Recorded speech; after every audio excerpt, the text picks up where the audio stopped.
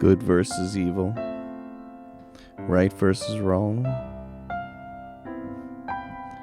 Disconnecting moral discussion from our culture, disconnecting morality from what we base our lives around, relying on kindness, compassion, naive optimism, peace, acceptance, and on-the-fly decisions, is to ignore the complexities of a subject that's complicated and real. Complicated and real like mathematics is. It's why such a great body of ancient wisdom has been accumulated and passed down by so many intelligent people over time.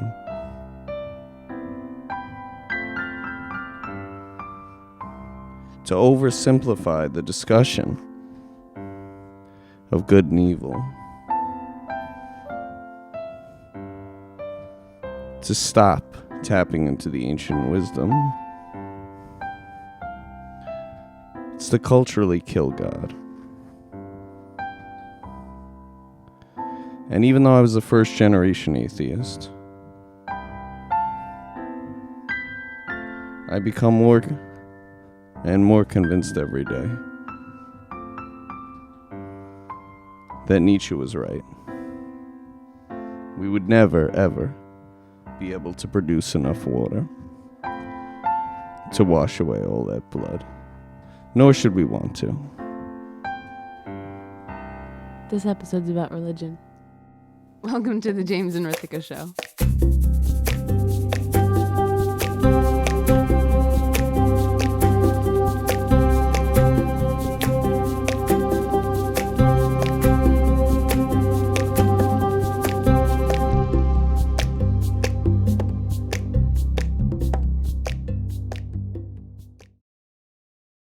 It would be hard to do our jobs every day if we had to relearn math. Probably worse, we never knew it in the first place. There are days at work where I have to relearn concepts that I learned throughout either high school or college or some, long time ago. But I already have that base concept. I think it's the best argument for why I wouldn't say the word is rediscovering religion, but in starting to try to buy a house, have a child, the things we're trying to do, we're needing to talk about morality and talk about structure, and we're ending up in a lot of the same places just without the formality.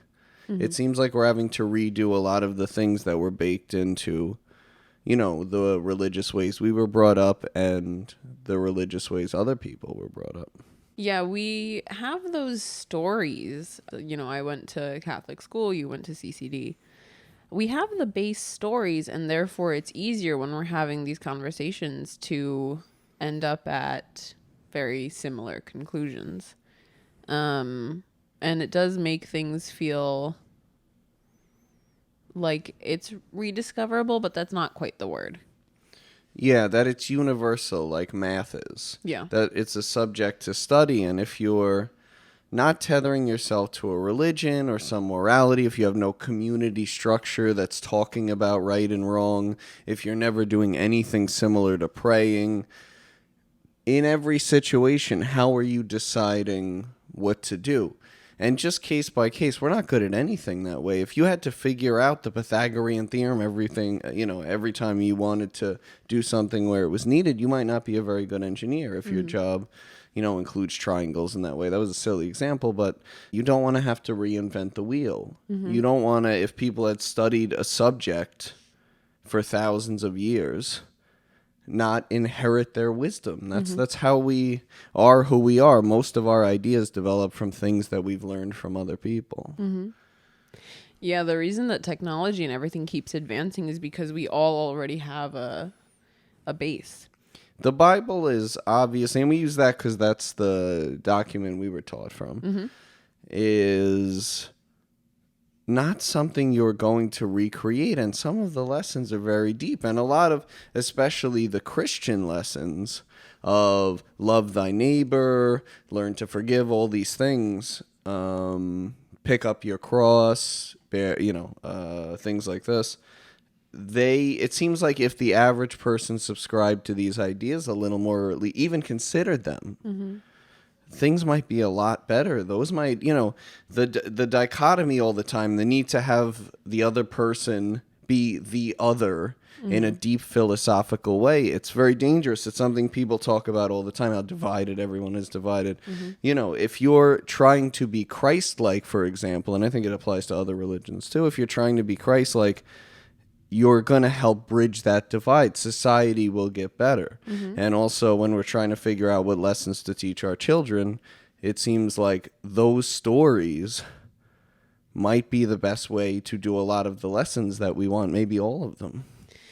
Yeah, it's tough. I think for you and I both, those stories clearly created a very strong foundation for the moral people that we wanted to be in adulthood. But discovering the difference between real and true happened very recently for both of us, and that's difficult because I think that's essentially what turned both of us away from religion, that assuming that, or being taught that, the stories are not only true but that they're real, and so that they're being assumed as it's a turning off point for a lot of people that they say, did this necessarily occur as fact when they read a religious document? Did this actually occur this way? Yeah. And there may be a much deeper point, which is, I think you're saying something like, should we follow the moral of the story? Should we be this way? Should we learn this lesson?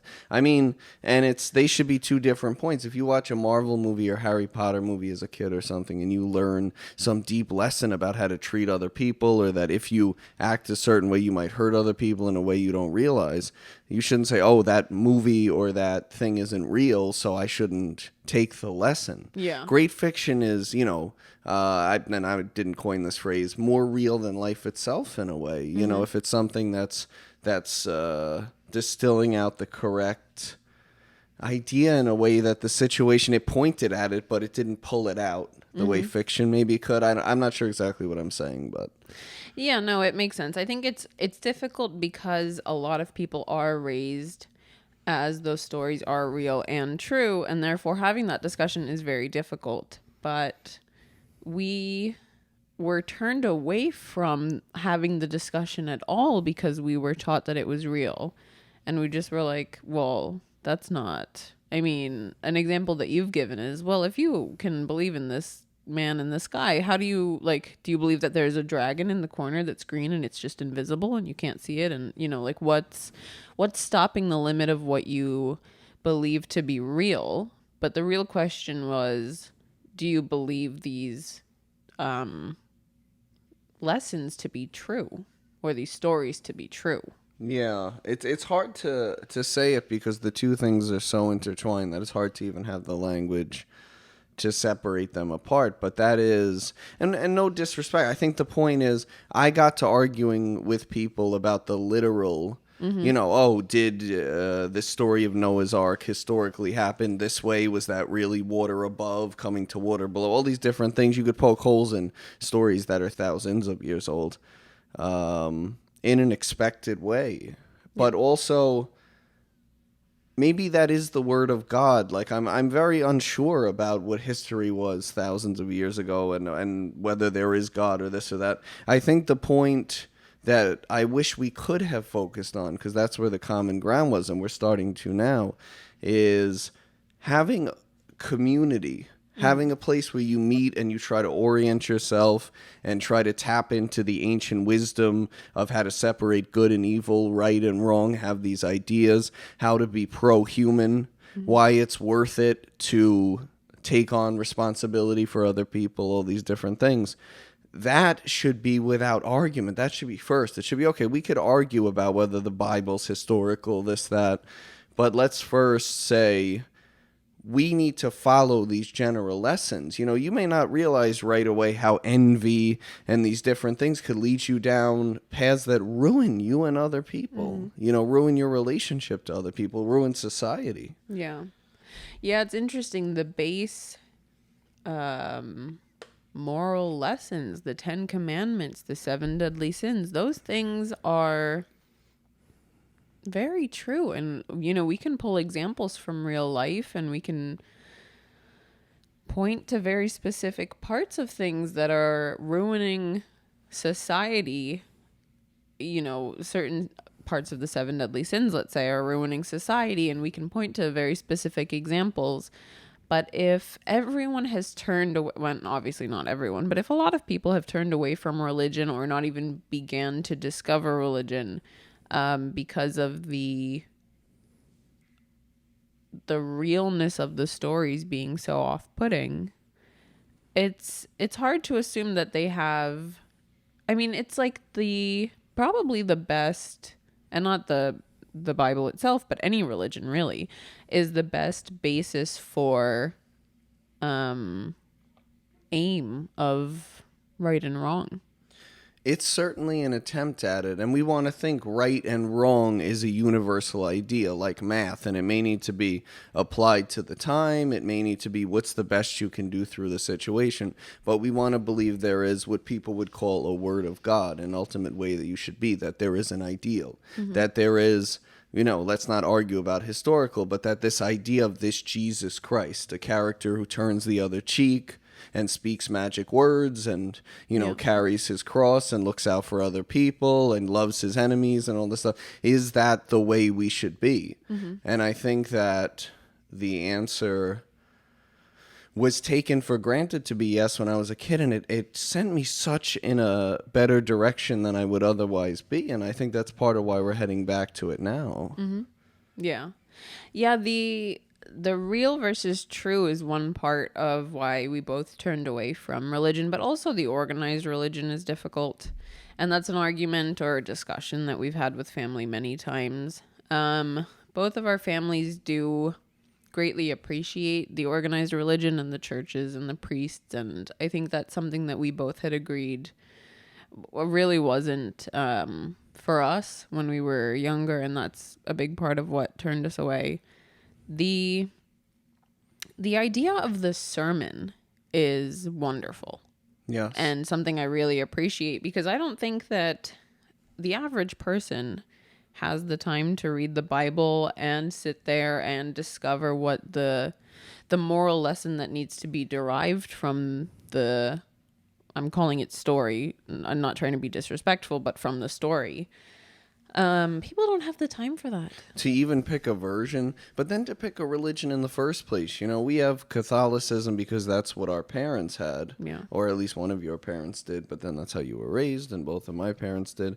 But it's the idea that a person will just default to tending towards something that they weren't introduced to. That's not true. So the expectation that someone is first going to pick a religion and then pick a way to study it, pick a version of it, pick a specific book, a place to read the book. Is it online? Is it in person? How do you read the book? Oh, it's Old English. What does this mean? Yeah. You know, the idea that you're going to find how to tap into the ancient wisdom by yourself, that's, you know, you need the community or at least instructive aspect of it. I agree. The sermon is good, and the community aspect of bouncing off each other is good.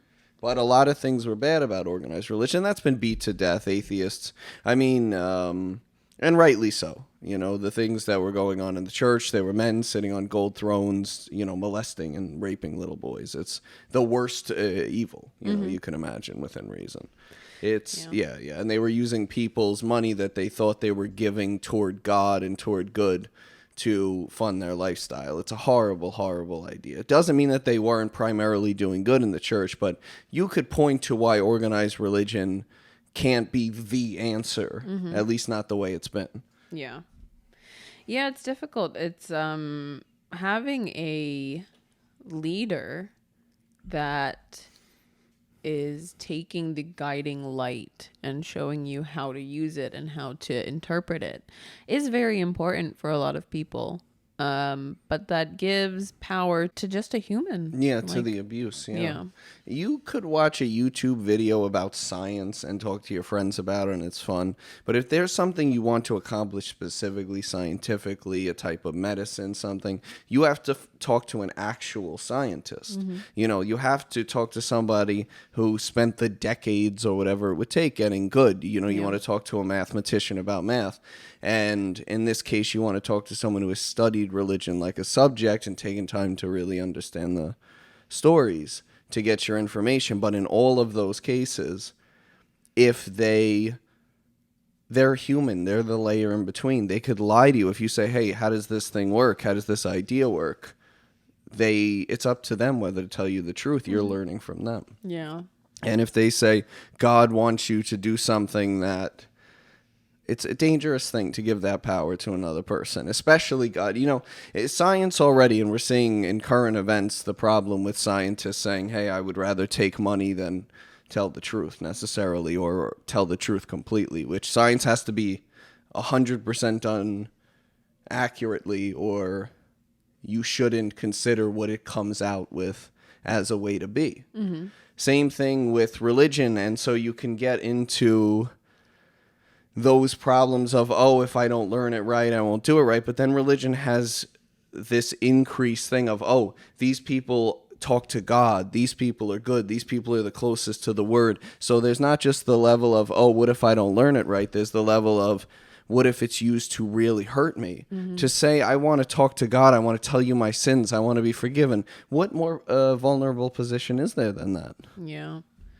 To what you were saying a moment ago, you know, the 10 Commandments have things in there that are core. You know, things maybe you take for granted now, but don't kill, don't steal. You know, these are ingrained in our society. But you don't wake up and necessarily think from birth that killing is wrong. In fact, for a lot of society, Yeah. killing is still not considered wrong. People in the military in a lot of situations in protection of their family, maybe killing animals to eat, you know, and then historically wars, different things. They Yeah. were gladiators, you know. It's so the idea that you would want to have a document where you say, hey, killing is wrong, maybe having your country's document is enough. Maybe it's not. Maybe you want more. But then there's also this stuff that seems like, to a lot of people, a little silly. George Carlin had done an analysis of the 10 Commandments where he says essentially you could boil this down to 3 simple rules or something. I don't remember. It's quite clever. It's good. If you're an atheist, it's very convincing. And he especially says, you know, the stuff about don't have false gods, don't use God incorrectly, don't blaspheme, essentially, whatever, how those should be thrown away because they have nothing to do with everyday life. But even those, I think, maybe they weren't interpreted in a way that seems relevant, but the idea that you should consider some ideal important, the ideal that there's some things that maybe are not a joke. It doesn't mean you can't make jokes. It doesn't mean you have to be rigid, but there's some things that you have to treat as so serious, like, hey, don't have false gods. You know why? Because then you can take people's desire for God and get them to do anything. It's not, it's like, it's the worst. You're taking the concept of religion and using it improperly. So those, even those are important, but I understand how that list, you know, if you want to apply it to today, maybe you need to morph it a little. You know, so even the texts themselves maybe are either, they have holes in them or they're rigid. And maybe our ability to do religion will always have holes in it. Like our ability to do math does. There's this famous work of Kurt Gödel. It's The Incompleteness of Math. A lot of people, it's kind of made it into common culture enough. You can find videos and stuff on it. But it's the idea that there are statements that math can never prove or disprove. And not just our version of math. Like anything where there's logic and arithmetic, anything we think of as math, there'll always be holes in it. And then there was this physics Nobel Prize last year. The universe is not both Real and local, which, you know, all these things that make you feel uncertain, all these things, you know, that are speed limits and are strange and are missing. Maybe there are those things in religion also. So then there's the human problem of they could corrupt it. Even if they're trying their best, there's misinterpretation and things being outdated. And then further than that, there may be some things we just can't know. Yeah. And of course, it seems like there are plenty of things we can't know. Any subject you study that's, a real science, a real hard science, you see immediately that we know basically nothing compared to what could be known, it seems. Yeah, we are limited by our 3 spatial dimensions and our, I guess, 1 time dimension. We only go one direction. At least that we seem to perceive, yeah. And so to assume that God is all-knowing, all-being, all... everywhere all the time. Yeah. Maybe in more dimensions than 3. Yeah. More time dimensions. Yeah. So there's a couple of things with that. It is assumed that, it's assumed a lot that God is this person or being in the sky that's looking down. But in some modern discussions that we've been seeing, it seems like God can also be just perceived as all of the good things, all of the things that are considered as good or right or moral. We've seen those definitions getting popular even among Christians, which is very interesting. It doesn't seem to be, at least in their minds, and it didn't seem to us, to form contradictions with Christianity. To say, like, everything that is love, everything that is good, everything that is pro-human, all of that stuff, all those ways of being, those are the things of God. Yeah. And then everything that's evil and anti-human and all this, like, child rape, all this stuff, this is evil, this is of Satan. And then the idea that there's something that governs these and are connected, or maybe that God is something that creates the whole thing, that runs off the computer program, but then wants there to be good, or it's very hard. It's very complex, and it's not something that I think we can ever really fully perceive. But even if we could understand all of it, there's still the element of what's in between. If there's all of the things that are good and all of the things that are bad, the line in between the two isn't necessarily some clear-cut line. Or empty. Like, there might be things in between. Like, it's not a line. It's some sort of shape with area. Yeah. Yeah. Yeah, exactly. It's hard. It's, even if we were in some world able to understand all of it, there's things like, there's a question, if you have a train and it has to take one of 2 tracks, and on one track there's 1 person and on the other track there's 5, and it can be any amount of people. It doesn't really, we'll get to the point that it doesn't really matter. Which path do you take? And I don't think that religion or math or physics or anything could really answer that question, because when you look at it even from a place of right and wrong, no matter what you do, it's not really right, but it's also not really wrong, and that's difficult. There's an element of, if the one person is a criminal and then you have 5 of your family members, you might say, well, of course you killed a criminal. And it's like, yeah, but is that right? Yeah, and is the crime something we'll also consider a crime in the future? Yeah. The laws don't necessarily sync up with morality. There's a lot of motivations for making laws. Yeah. And so to say legal and moral are the same, and therefore religion could call on the laws, that's a problem in and of itself. Yeah. Yeah. But there's also the element that, religion often says turn the other cheek, like forgive for whatever has happened, forgive for, if you want to really be Christ-like, whatever that person did doesn't really matter. You're still taking their life. And then it's, okay, well, what's the value of a human life? What's the value of crime? What's the value of, does it matter if someone means something more to you than, there's just so many elements of it that even if we understood everything, I don't think that religion could really answer that question. Yeah, there are some things that seem outside of it. And that, I think, is also demotivating. It wasn't the biggest demotivator for us, but I think that affects people. The people's interpretation of religion could be corrupted. religion itself is us trying to understand something so much bigger than us that we're going to make mistakes with it. And then also there may be things not covered by religion, and so the lack of perfection might make it seem like, well, how is this what people want to call the word of God? How is this the most important thing? How is this what I should put as the highest ideal in my life and the thing I should follow and spend my time on this, if there's all of these barriers? Yeah.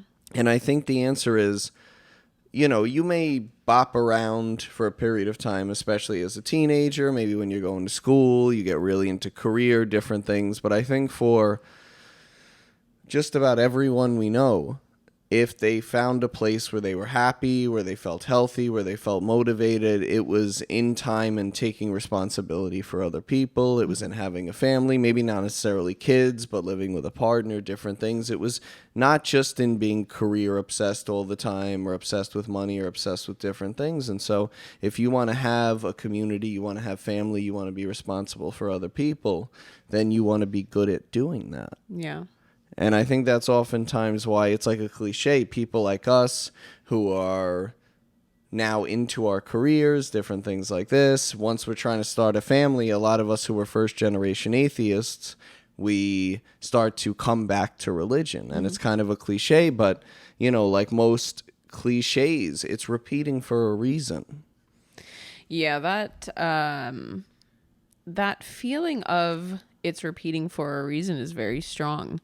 It makes it feel like, that's one of the, I think, biggest motivations that makes it feel like religion, and not necessarily religion, but morality is like math and like physics, and something to be discovered and constantly sort of studied and evolved. And because why would it feel, we relate the self, like the consciousness, like the voice in your head, to the Holy Ghost in certain Conscience, the conscience in certain aspects. Why does and obviously not everyone's, but why does the general feeling of that little voice in the back of your head always kind of aim to the same thing?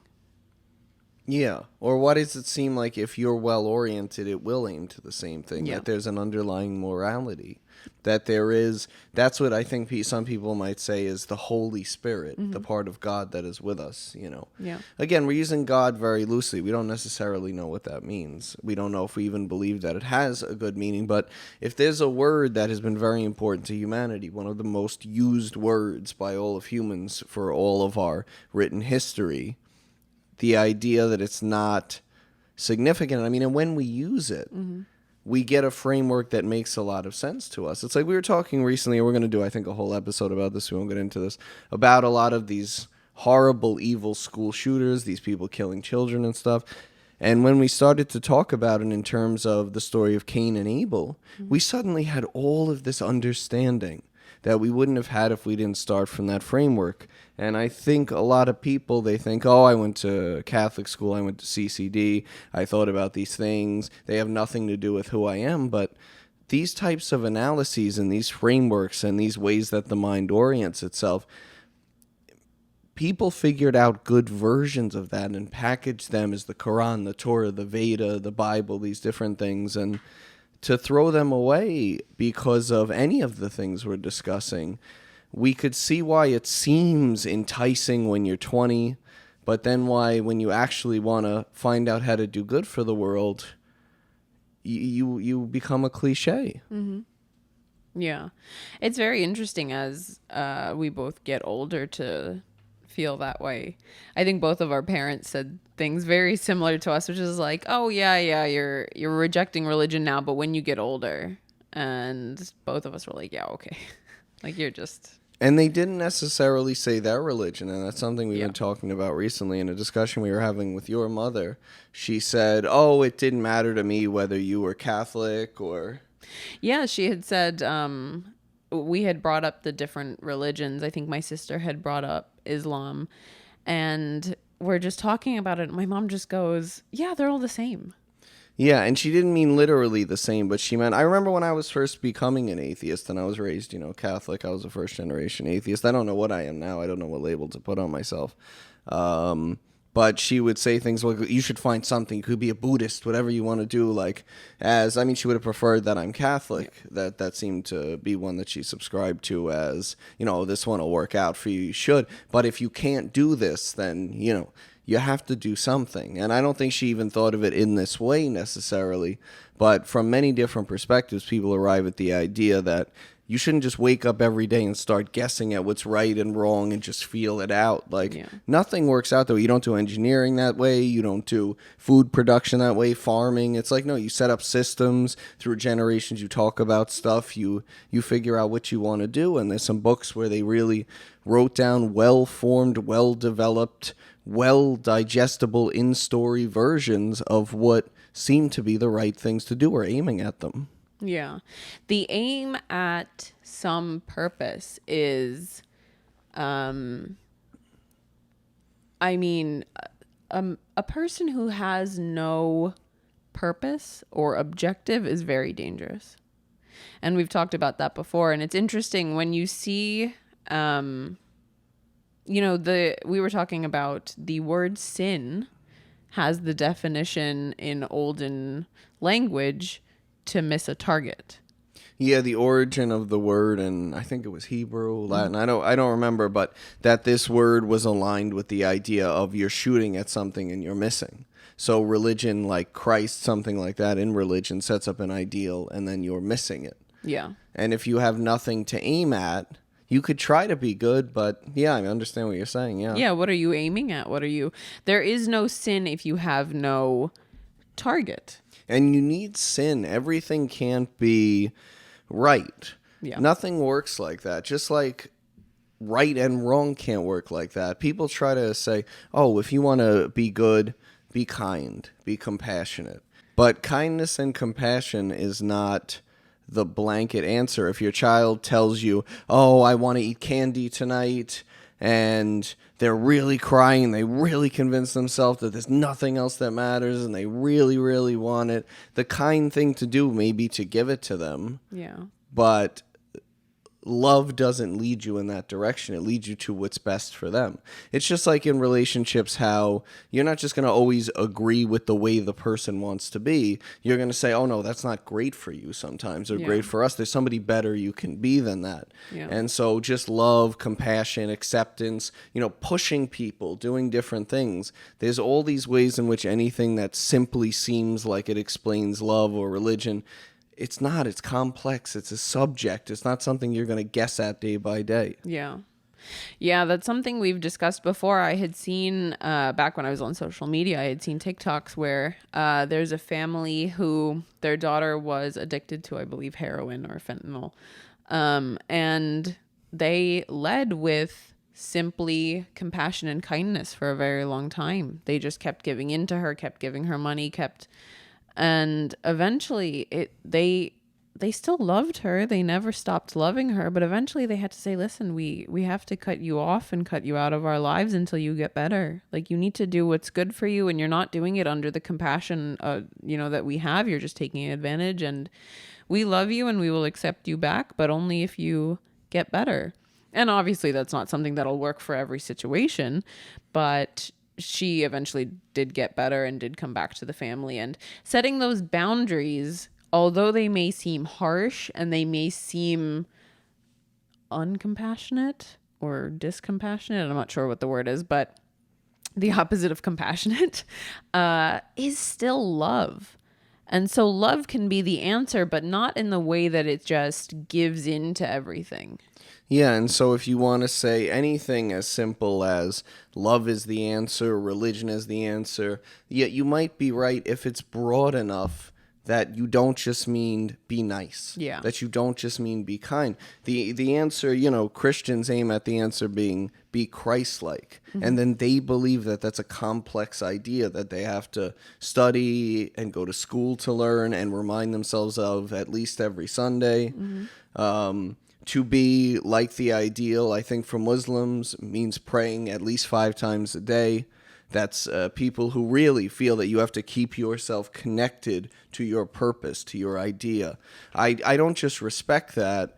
I'm tending more toward that with you. The idea that we can just be free range and we don't need ritual and we don't need anything, and that we're going to raise children that way correctly, and we're going to know how to protect them and ourselves, not just from actual harm, but from bad ideas, how to push them in the right direction. It's the idea that we're going to develop everything we need on the fly. It seems a bad strategy. Yeah, there's a very big portion of organized religion with Muslim people praying multiple times a day, with Christians and Catholics going to church, that mindfulness and routine are very big parts of. They remind themselves often at whatever interval of the purpose the purpose that they're aiming at. Yeah, if you want to be good and you want to be good to other people, you want to be good to your community, you want to have a sense of morality, all these things, and that's important to you. Well, have you ever tried to say, oh, I'm going to go on a diet, and then not plan like to eat any different or do anything any different, but just, in general, just try to here and there eat a little better, or, I'm going to get in shape, but somehow I'm just going to, maybe I'll walk a little faster when I'm outside, or I'll, these aren't the ways that things work. If you want to be good at something, if you want to be good at physics, if you want to be good at architecture, if you want to be good at something, you have to tap into the ancient wisdom, and you have to practice it again and again and again. And even if you're a great piano player and if you don't play for 10 years, you're going to lose a big something in that 10 years. It's very interesting. It's interesting to feel like you have to, God, almost kind of not go against human nature, but go against the way that you will degrade if you do not continue to aim. I think it is just the same thing that we're saying. If you have nothing that you are aiming at, you're going to miss everything. Like, you're never going to get the target because you don't have a target. And you can have a target, but if you aren't not constantly, but if you aren't at some interval, Practicing, doing your homework. Doing your homework, looking at where your target even is. Yeah. How are you going to aim at it? Yeah, we talk about a lot of the problems with college lately. And I say that as someone who got a PhD, that I don't know that most people, even though I thought should go to college, recently should. I've given up on the idea of, I used to go back and do different things at colleges. I don't really anymore. The system there has changed a lot, and I've started to get in, how corrupted it's become in different ways. I wonder whether that's the path. But then immediately I think, but the curriculum was so important. Having the structure of people who've done it before successfully teaching you things was really important. And equally important was when we were at the bars after classes just talking about math and the things we learn and research we might do, and just having it be a part of your being, absorbing it like sunlight. Yeah. If you're in a religious community, if you guys use words like God, use words like morality, use words like right and wrong, not in a condescending way, in a loving way, and you talk about the right thing to do all the time, well then that will be who you are. It's like what you eat becoming part of who you are. It's what you consume. It's what you think about. The idea that you're going to be this great person, but never in any formal way try to define what that means, that's not really how success typically works. Just aiming sort of wildly. You need a target. Yeah. Yeah, that is an interesting point. It is just sort of the consumption. It's a mindfulness, and it's the same reason that, you have to be, you being people in general, you have to be mindful of the things that affect you and take you off target. It's pretty much the same reason that you had stopped drinking after we got engaged. Yeah. It's just seeing what is taking away from your ability to aim correctly. Yeah, also having the motivation to. It's interesting, our engagement motivated me to, at 34 years old, was I 35 when we were engaged? 35. 34. 35 years old, to stop drinking, and I had drank, not in an incredible way, but plenty, from being a teenager up until that point. It was a regular part of my life. Now, ever since we've been together, I just don't do it. Ever since that point, I don't do it. And we've made a couple of major changes like that. And maybe part of why people aren't embracing religion isn't just because of the flaws in it and the desire to be good. It's also, well, is there a desire to be good among a lot of people? Is there a desire for participation? I wanted to stop drinking because I thought that was the best husband and father I could be. Once we were engaged, it's like, all right, we're doing a family. What would help? No alcohol in the house, I think, would help. Not in a way that I'm afraid of it, or I drank plenty in my life, just in a way that it's just better not to have it be a part of what we're doing. And you just set a boundary and you set a rule. Yeah. Rather than saying, oh, I might have one beer here, one beer there, and then I wind up having 12 one day or something, or just risk. It's worth setting a boundary because there's something to stand for. Why would you set boundaries of religion and go to church and all these things if you don't have something you're standing for? And I think those go hand in hand. It's almost like an if and only if, with the fall of the family and the desire for it and this crazy narrative that we should stop having humans and that the future's too ugly, we should give up on it. All these, and the ways we hear a lot of people talk. I mean, it's in the zeitgeist, so to speak. I think that's the word I'm looking for. It's very common to hear people say these wild anti-human things. There's too many people, we shouldn't keep. What are you talking about? This is what is anything then? People, if you have not, you just start to untether, and then the more you do, the less likely you are to want to tether for religion, and it goes back and forth. Yeah, it's very interesting. It's we both, before this relationship, saw it happening and kind of understood it and maybe even participated in it. I was on social media a lot and definitely felt more negative towards the outcome of humanity.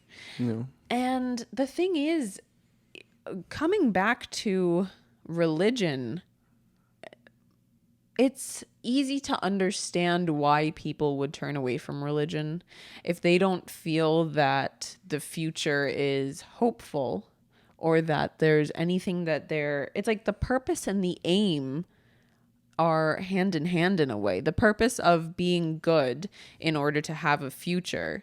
Well, then, okay, how do I do that? Well, here's how you aim. Here's religion, here's morality, here's good and evil. And as you're looking at that, you understand better what your purpose is. And it just sort of iterates in itself. Yeah, and feeds on itself, but you have to decide to want to aim in the first place. Yeah. You have to think that that's good. Why don't I just do drugs and have sex? Why would I be disciplined this way? Why wouldn't I just work hard, party hard, just live in this whatever way? And you have to come to these conclusions. Or what if it doesn't seem for me? Yeah. Like if I was gay 50 years ago, the Catholic Church or probably most religions around me didn't seem like, well, and I'm really convinced, it's not like, hey, this is what I do. This is who I am. This is how I was born. I've always liked guys. What do you want me to do? And then you're saying I can't be a part of what you're doing. So it's people being pushed out. Yeah. And then it's also, why be good over being wild? And I think, I definitely had to come to that conclusion over time. Mm-hmm. And I think a lot of people do. And I think the answer is, well, okay, you do all the drugs. You have that crazy few hours. You have this crazy sex that you imagine. You have whatever debaucherous activity, the life that you imagine.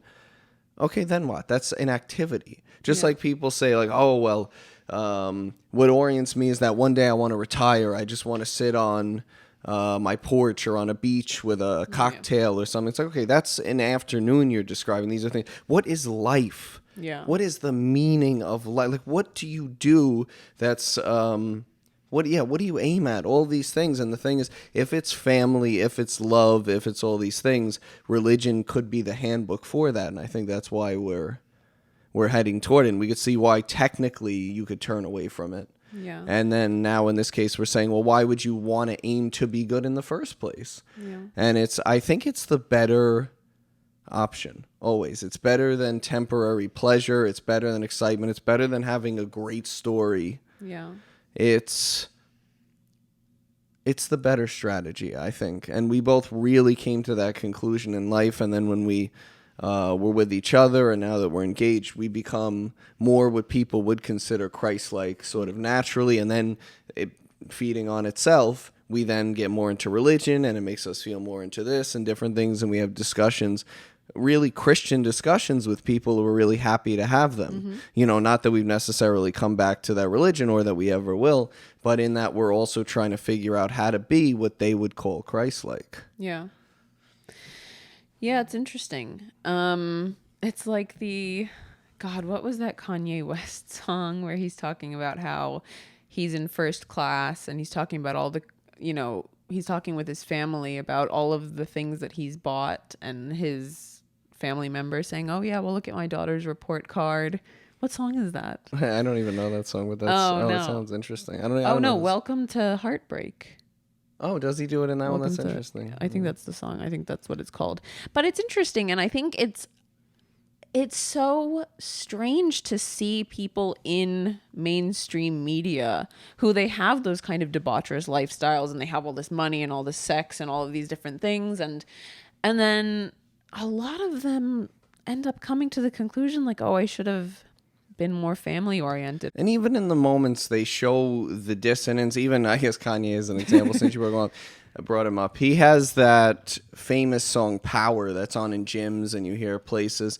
If you listen to that song, you put on headphones, you listen, it's really good musically, it's uplifting, and then one man has all that power, everything, and then at one point it breaks, and all like the uplifting music stops for a second, and he's about to commit suicide. Yeah. There's a reason that oftentimes those things are together in songs. There's very often a reason why if you watch a movie about a character that's larger than life, they're killing themselves at the end. It's because you're not God, you're not larger than life. If you just inflate yourself and become obsessed with your identity and your thing, it doesn't seem like the way. Yeah.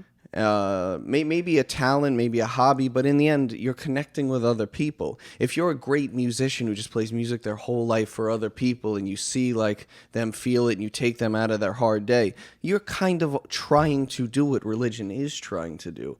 It's like the thing to do in life is to connect with other people and be responsible for other people. And both in time, like even Kanye himself, again, I mean, this is a lot of Kanye for a podcast, it's not a big part of our lives, but, is explicitly starting churches and aiming at religion after having the most debaucherous life, whatever women he wanted, all the money he wanted, all the things he wanted,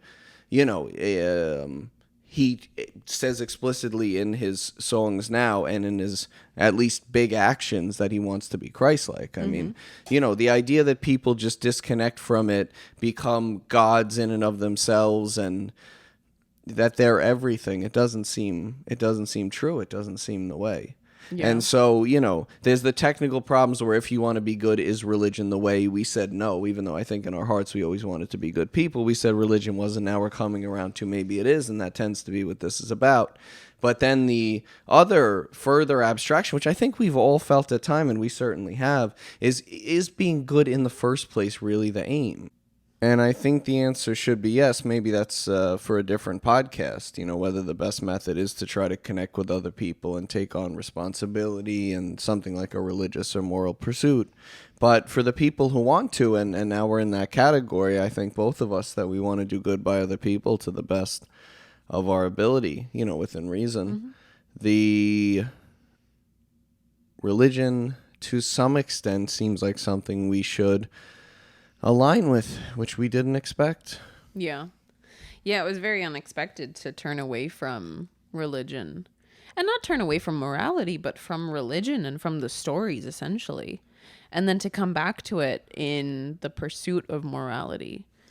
Yeah, and it be such a cliche, and then to feel really like your hair will stand up on end sometimes if you connect a biblical story to something going on.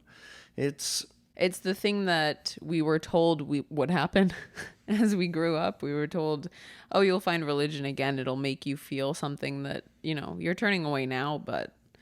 Yeah, it's almost like morality should be a subject in school, maybe, which is what I think people aim at with Catholic school and stuff. It's the idea that, math is good, but it's also good to realize that a lot of your meaning in life will come from responsibility to others, mm-hmm. and that there's a reason for the suffering, and that, It's the reason that we kind of want to do a sort of perhaps Bible study with our children or something where you teach them the stories of morality.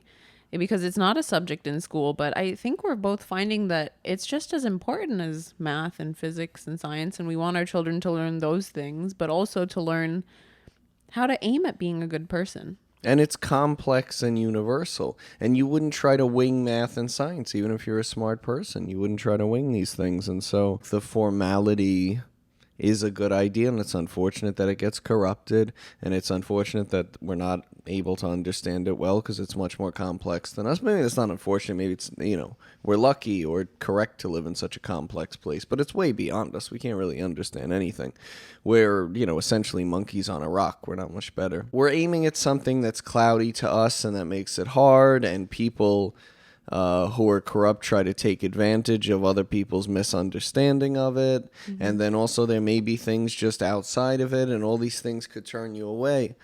But to really pull back and say, oh yeah, turning away from the study of how to be good that people have been doing for thousands of years at least is a good idea. It isn't. No, it's not.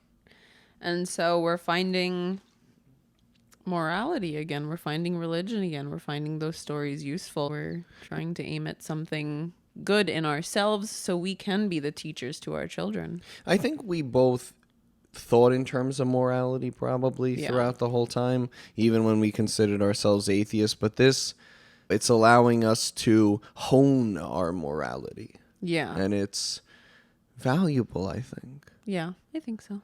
And I'm glad that we're doing it, and I think that it's odd how cliche it feels, but there's a nuance. Mm-hmm. When you go to crazy enough places and you see whatever the peaks are you thought were worth it in life, and you have great, exciting adventures and whatever, and you think you know where things are, and you can't align with them the same way you thought, and you realize, oh, there's that thing where someone orients themselves toward family and morality and community, and they're 95 years old and they have kids and grandkids and great-grandkids all in the same room looking at them and talking to them and loving them. That's better than anything money's going to buy you in the end. And aiming at being the best person for that role, if you're lucky enough to have that role. Mm-hmm. The word that religious people in my life would use is blessed. If you're blessed enough to have the opportunity to serve your community and have a family and love other people, you should hone that. All right, let's do AI Watch and story time. We've been talking about the new AI generating voices of rappers and singers and doing other songs. Mm-hmm. Today I saw Kanye West singing Summertime Sadness by Lana Del Rey. Wow, I've seen some Jay-Z songs that didn't exist that were, they sounded like his songs, yeah. Yeah, they're using them to either generate a different song in someone's voice or like a new song using their voice. Yeah. And we've been talking about how do you protect yourself as a rapper, as a singer? How do you really, if your voice is out there and you're popular, it just takes 1 minute of your voice to create this AI generator of your likeness. Yeah. And so what do you do?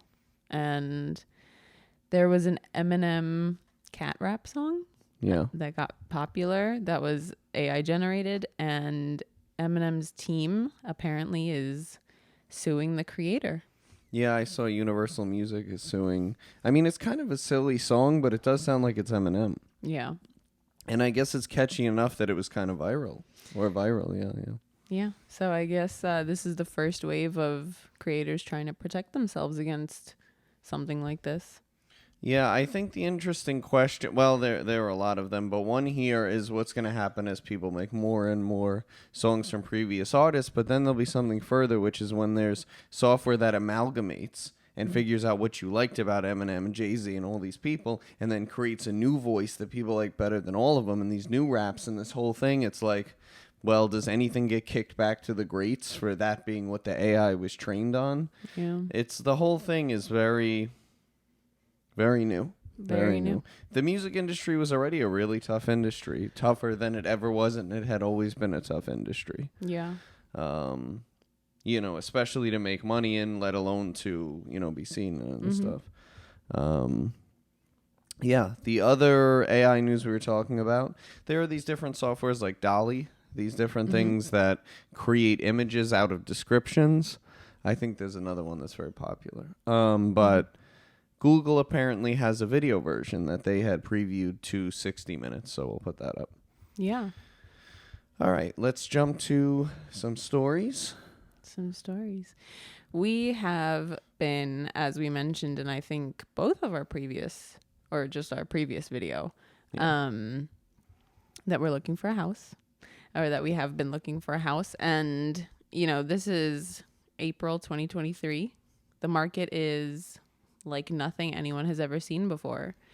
Except a little better than a few months ago. Yes. Yeah. So when we started looking, we've been looking for months. When we started looking, things were really bad. We were going to open houses. We were going to house appointments, and a house would come on the market. I would rush to go during the workday, all different things. And the house would be gone the next day. Yeah. We were getting outbid a lot. I think we put maybe 10 offers on houses rather. We were getting outbid by large percentages, and a lot of the houses are being listed for 20 to 25% over what they're kind of worth or what they previously were worth, and then people are bidding 20 to 25% over that. Yeah. And so there was one house that we decided, listen, it's cute, we like it, let's do it. Let's go for it. We were getting desperate. Our lease was about to be up.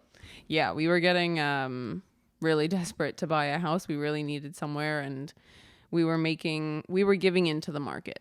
Yeah. So we bid, 20 to 25% over, and we got it. And we were very happy. It was like a sigh of relief. Nice starter house for us. Small, nice starter house for us, yeah. And we go to the inspection. The inspector said that structurally it was great for its age. No structural problems, which is very rare. But as we take a further look, there's mold in the basement, which isn't the biggest deal. It has moisture, okay. And then we're looking and there's asbestos on the pipes. That they tried to remove improperly, so it was all in the air and everywhere. Yeah, there was a very old Edison era knob and tube wiring that is supposed to be discontinued or, grounded properly. Unfortunately, it was connected to the modern wiring and going to the actual outlets. It can't hold, the type of electrical... It's ungrounded. It's old wiring. Yeah. And they tried to make it look like it wasn't there, but it was part of the modern wiring. Mm-hmm. Yeah. They hit it. The radon test takes 48 hours, 24 to 48 hours. And the radon levels were unbelievably high. They actually had asked if we would waive the inspection. Yeah, they tried hard to get us to waive the inspection. And then there were a lot of little things in addition to these major things. Like if you tried to push on the counter, the countertop just came up. Paint on the radiators and just weird stuff. We had to step out of that deal, obviously. It was very unsafe. Yeah. But it had given us a sigh of relief to have that and then to go through the inspection and see all of these issues. It was pretty devastating. Luckily, then we put offers on another probably 10 to 12 houses. And we got the one that we're currently accepted on. We have the inspection coming up, so fingers crossed. By the time this goes out, we would have had our inspection. So, oh yeah, fingers crossed. Hopefully it goes well. Yeah. And we're excited. This one's actually very close to our dream home. So we're very happy. It's not really settling. It's one of the first houses where now that we're in this part of the market, they're not listing houses for that much more than they're worth. And they're kind of taking into account that people are still offering 20 to 25% more. Yeah, and we did have to pay 20 to 25% over what you would expect, how much it's estimated to be worth. We'll also have some work to do. But if everything for the most part is bearable with the inspection, no real nightmares, then we're going to be in our dream home. I'm very excited. Yeah. And over time we'll have to build it up and make it better, but it will absolutely be where we raise our family if everything goes well. It's a community we really want to be in. Yeah. So my story I wrestled when I was younger. That was the sport I was really serious about, and I wrestled in middle school and all year round at camps and different things. And my freshman year, I wasn't like starting on the varsity team, but I was the string that would alternate in sometimes. And the very first time I had ever wrestled varsity, we were going against a school that I had just moved from the middle school of. So there's a middle school and high school right next to each other. All the people I had gone to school with for 3 years or 2 years, whatever middle school was, I moved away. They all went to high school together. Now I was coming back to wrestle their high school. And even though it's my parents', decision, it's not I'm just a kid. The kids aren't happy about that. You seem like the enemy. And so, they're talking about whatever. I might wrestle this match. I might not. It depends if our team captain is going to face their team captain, who is this great wrestler, Jason. He had done very well the year before. I think he was state champ. And that year he wound up taking third in the nation and being the champ in the state of New Jersey. So he was this incredibly good wrestler at the other high school. And so we were facing them. It was our team versus their team, and I was sitting with the varsity team. Mm-hmm. And the crowd, people, I guess, who knew me from the other school, you couldn't see, it was dark, were yelling the whole time, "James, you suck!" Like things like that. The whole time, just really derogatory, nasty shit specific. My first name, my last name. If they knew the middle name, they would have used it, but I don't think they knew it. And just the word the whole time. It was really obnoxious, like every match the whole time. And then that was the first match in high school that my dad had come to because he works nearby there. So he had come, and all these people I used to know, probably every girl I had a crush on in middle school, everybody was there. And so they're not sure what they want to do. And their team captain is up next, and they're deciding whether they want to put our guy against him or not. And I think at the last minute, they decide they don't want to take the loss for our guy. They'd rather have him win and then their guy win. So they bring me out as a sacrificial lamb. Oh, no. I'm a freshman. Like, I'm good for, like, a freshman or whatever, second string varsity guy, but I'm not, like, I can't face this guy. And you could see him, I would describe in retrospect as annoyed. I think he wanted to beat this other guy. At the time, we didn't have smartphones. Most of us didn't even have cell phones. I didn't have a cell phone at the time. And so people were more into the papers and stuff, and wrestling was a big local sport in New Jersey. Maybe it still is. And so, it was like a big thing, and I think he wanted to beat our team captain, Matt. So the other guy's annoyed that he sees me and not Matt. And he's like, and I could see him annoyed, and I'm just overwhelmed. So I come out, and I'm this skinny freshman guy, whatever you are, maybe 14, and he's like 17, 18, like about to take third in the nation, and he's this beast, and this is my first time. I have all the nerves, all the people I used to know. And I guess to send a message, to amuse himself, maybe he's gotten a lot of sacrificial lambs in a row, he pins me in 11 seconds. I don't know whether it was the state record, but it was the quickest pin I'd ever heard of. And like everyone around me. Oh, no. And even after... I couldn't live it down for so long, despite how good he was, despite him taking third in the nation. It doesn't, erase getting pinned in 11 seconds. And, it was so much. But then I stuck with it. Yeah. I had a good, structure below. My real friends roasted me a lot about it, but stuck with me. And same thing, my family, no matter what, it doesn't matter if I win or lose and this and that. And... then my senior year, I was the team captain. I was very good. Things like this. I was much better. Not like third in the nation, not, state champion. But it became my sport, and I wound up being good at it. I didn't get discouraged, but that was a rough one. You got to take those things. They teach you a lot in life. They build your character. You have to take really hard lumps, and if you lose, you just got to keep showing up. And even the people on my own team, like the seniors and stuff, roasted me a lot. It was it's really rough, but I kept showing up. I kept coming into the locker room. Nobody got too out of hand. Yeah. And if they would have, somebody else would have stepped in. I mean, it wasn't like they were on my team, but it was... Yeah. Yeah, that's part of growing up. People need to accept those lumps. People need to get beat up. It's a good thing, Yeah. Reasonably beat up. Yeah. And have something underneath Yeah. that holds you together, that you have a bigger story. Mm-hmm. And that's what can tie into the rest of the episode very sloppily. No, it was great. Thank you, everybody, for tuning in again. This has been our second episode. Yeah. Bye. Bye. Welcome to the James and Rithika show. Did you ever want to reinvent the wheel? Me neither. I don't want to.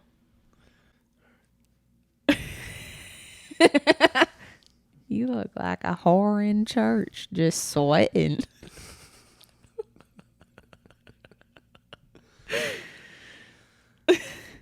All right.